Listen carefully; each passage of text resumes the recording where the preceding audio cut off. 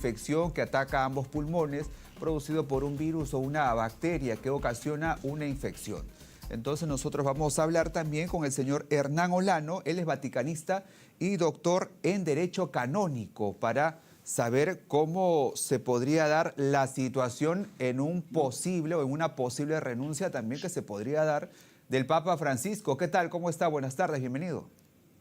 Muy buenas tardes, muchas gracias por la invitación a toda la audiencia del Perú que nos sigue hasta ahora. Muy bien, justamente hablábamos de este parte médico que ha dado a conocer el Vaticano, donde señala que las condiciones clínicas del Papa Francisco siguen siendo críticas y su estado de salud sigue siendo también reservada. ¿Cómo se evalúa Sí, una posible renuncia? Que tampoco se podría descartar porque hay un precedente con Benedicto, con el Papa ef- Benedicto XVI. sí, efectivamente, en el siglo XVI la anterior renuncia fue de Celestino V. En 2013 el Papa Benedicto XVI presentó su renuncia conforme a lo que dispone el Código de Derecho Canónico para el caso de la renuncia en el canon 412. Ujú. Allí también está previsto el que si se da la renuncia o si se da el fallecimiento, se produce algo que se conoce como la sede vacante. En este momento, no obstante que el Papa sigue alerta con sus signos vitales disminuidos, pero trabajando, no se puede hablar de una sede impedida. Ya lo vimos el día de hoy, como junto con el secretario de Estado se presentó el subsecretario para firmar algunos decretos, entre ellos la canonización del primer santo venezolano, Ujú. el doctor José Gregorio Hernández Cisneros. De la misma forma, si llega a presentarse una renuncia, no es inmediata como la que ocurrió en el año 2013, tuvo un periodo de vacancia.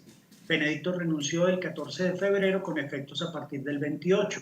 Si el Papa lo llegase a considerar, entonces hay que dejar unos días, lógicamente, para la preparación de los diferentes temas que tienen que ver con la sucesión.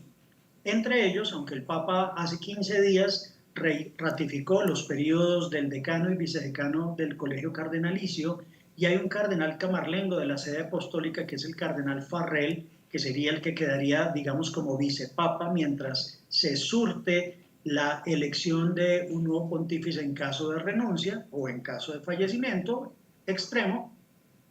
Entonces hay un procedimiento que se fijó desde mucho tiempo atrás, que hace parte de diferentes documentos que establecieron Pío XII, Pablo VI, luego Juan Pablo II, en la Universidad Dominici Gregis, que fue modificada por el Papa de Benedicto en el 2013 y sobre la cual también hubo en 2024 una modificación por parte de Listo. Francisco, en lo que tiene que ver con el ritual de la sepultura del Papa en caso de fallecimiento.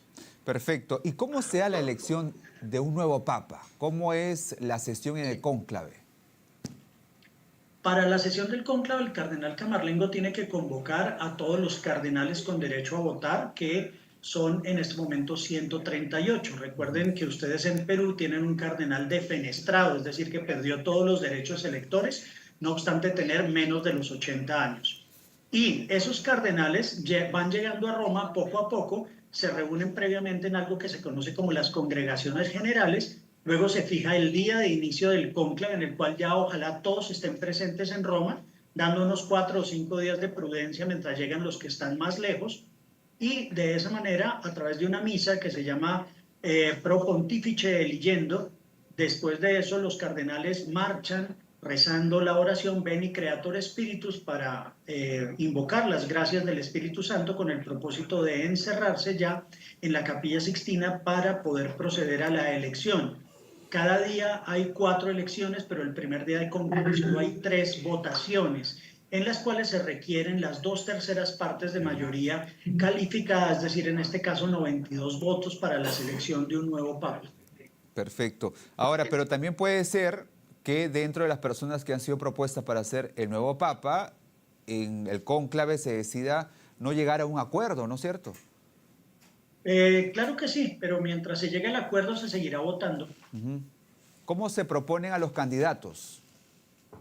Los candidatos en esas congregaciones generales es donde se va hablando entre ellos quién podría llegar a ser. Lógicamente Ujú. hay alas conservaduristas, alas liberales, y también debemos tener la integración geopolítica de los cardenales, cómo están distribuidos en el mundo. Hay 8 cardenales de América Central, 28 de América del Norte, 37 de Asia, 32 de Sudamérica, 4 que son de Oceanía, 29 de África y 114 europeos, que lógicamente son los que llegan a pesar mucho más en una elección pontificia. ¿Y hay características en cuanto para elegir a la persona que podría ser el nuevo papa? Por ejemplo, la edad, algún tipo de otro requisito que se necesita. Pues realmente la condición que imprime el Código de Derecho Canónico es ser varón, católico, bautizado y soltero. Entonces, 300 millones de candidatos puede haber en este momento, aunque si no son sacerdotes serán ordenados sacerdotes, si ya sacerdotes serán consagrado obispo y llamados al cónclave para darle a conocer la noticia. Aunque habitualmente pues se ha optado lógicamente por escoger de entre el cuerpo de cardenales. Entonces algunos de ellos podrán decir, yo quiero ser, pues los demás considerarán, o los otros dirán, a usted no le gustaría ser, y entonces ya eso corresponderá a las votaciones que se realizan para poder obtener las mayorías y que se dé finalmente esa fumata bianca, ese humo blanco, desde las chimeneas que se instalan en la Capilla Sixtina para quemar luego los votos después de haber sido enhebrados por los electores con hilo de color rojo. Listo, y en una posible renuncia, que nadie la espera, ¿no? Todos esperan que el Papa Francisco se recupere y continúe con sus actividades y en el papado, pero en una posible renuncia, ¿cuántos días después de tomada la decisión de renunciar al cargo, se puede ya elegir a un nuevo Papa?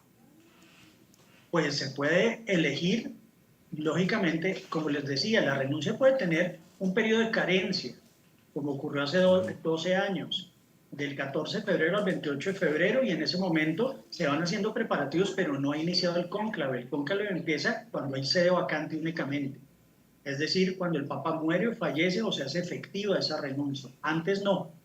Si algún cardenal ahorita le dio por irse para Roma porque de una vez me voy adelantando y cogí mejor precio en el tiquete, pues será mal visto. Listo. Muy bien, muchas gracias por ampliarnos la información. En cuanto a estos procesos que se realizan dentro de la Iglesia Católica para la elección de un nuevo Papa, esperamos y todos hacemos votos para que el Papa Francisco se recupere y retome sus actividades con normalidad. Estuvo con nosotros Hernán Olano, vaticanista y doctor en Derecho Canónico. Muy buenas tardes.